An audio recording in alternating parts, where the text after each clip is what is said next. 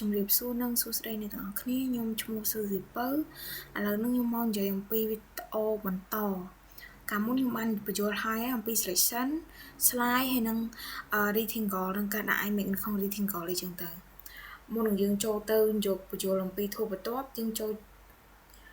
ទៅដូចតការវីដេអូដែលខ្ញុំបានប្រាប់មុនទេឥឡូវហ្នឹងខ្ញុំបានបញ្យល់អញ្ចឹងហើយខ្ញុំនិយាយអំពីកន្លែងបញ្យល់អំពី align ហ្នឹងយើងចាប់អូសដាក់ជាបន្ទាត់តែបើយើងចង់ត្រង់ទេយើងចុច shift ហើយយើងចាំអូសយើងត្រូវដក mouse មុន shift បើដក shift មុន mouse វានឹងអាចវាយពេលខ្ញុំគូ align ហើយចឹងខ្ញុំក៏ស្រែតាមអ្វីដែលខ្ញុំចង់ដាក់អីចឹងទៅបន្ទាប់មកខ្ញុំចូលធូបបន្ទាប់ខ្ញុំនិយាយអំពីellipse នេះខ្ញុំគ្រាន់តែ click លើវានឹងចេញមកស្រាប់ថាwidth 100 height 100មកមើលខាងស្ដាំដៃហ្នឹងឃើញ W ហើយនឹង H ហ្នឹងមានន័យថា height W ហ្នឹងមានន័យថា width ខ្ញុំចង់ដាក់វាធំអញ្ចឹងខ្ញុំដូរ width height វាខ្លះពេលដែលយើងឃើញវាប៉ុណ្ណឹងហើយកន្លែង ellipse ហ្នឹងយើងចង់ដាក់ image ចូលក៏បានឬក៏យើងអាច change color វាក៏បានដែរប៉ុន្តែខ្ញុំចង់ដាក់ពណ៌វាពេលខ្ញុំដាក់ពណ៌វាយើងមើលទៅខាងស្ដាំកណ្ដាលហ្នឹងអូសមកក្រោមមកឃើញពាក្យ fill ហ្នឹងយើងចុចខាងក្រោម fill ហ្នឹងយើងនឹងអាចដូរពណ៌វាបានហើយពេលខ្ញុំដូរពណ៌វាហើយមានន័យថា ellipse ហ្នឹងខ្ញុំ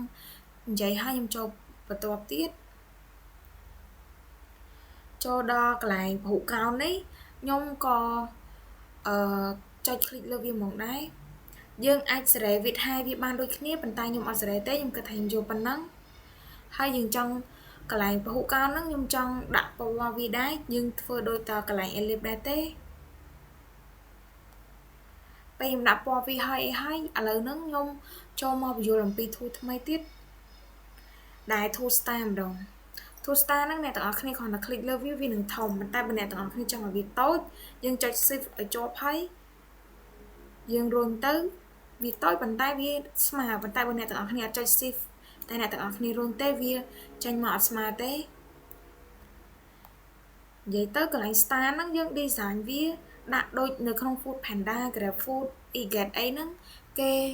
rating ឲ្យថា app ហ្នឹងល្អឬមិនល្អអីកន្លែងហ្នឹងគេ design គឺគេធ្វើវារបៀបវាអញ្ចឹងប៉ុន្តែកន្លែង star ហ្នឹងយើងអាច change color វាបានដែរ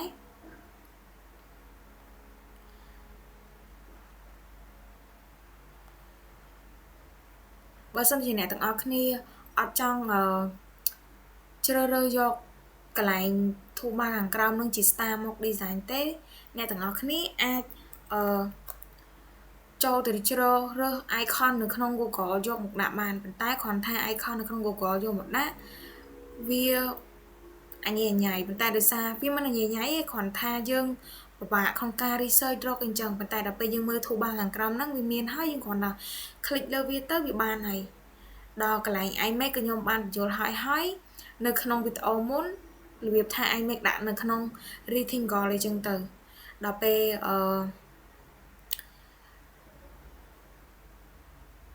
កន្លែងនេះ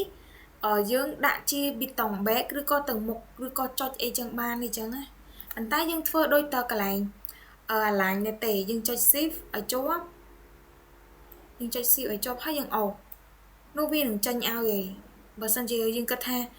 វាវែងឬក៏មិនយើងសេរីកន្លែង width height វាមកបាន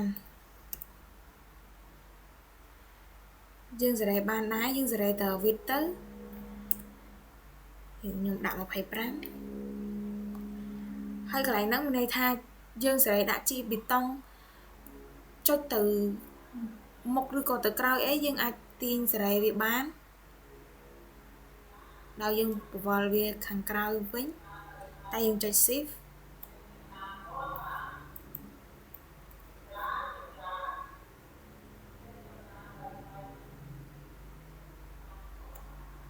នេះ